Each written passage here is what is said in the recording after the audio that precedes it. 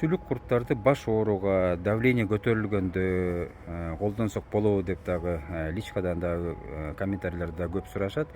Сүлүк курттун ошо шилекейинде гирудин деген мындай табигый антикоагулянт бар, то есть кан суюлтуучу зат болот. Действительно ушундай бар өзү. Бирок бул жерде бир подвох бар да, ошол антикоагулянт организмге дозировкасы, дозасын мындай подбирать этип бере албайбыз да, дозасын тандап бере албайбыз анын эмесиненчи. Кантип?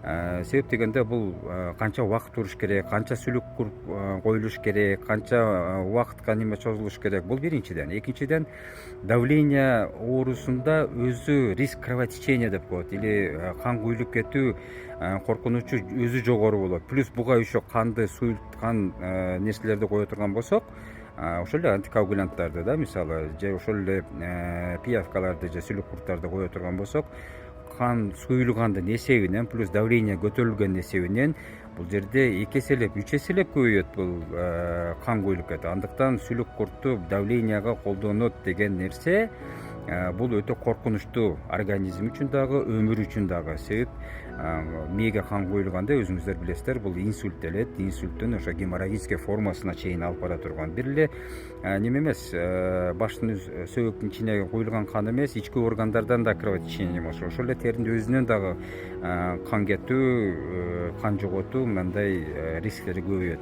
Андыктан давленияга сүлүк курт коюу деген нерсе өзү туура эмес.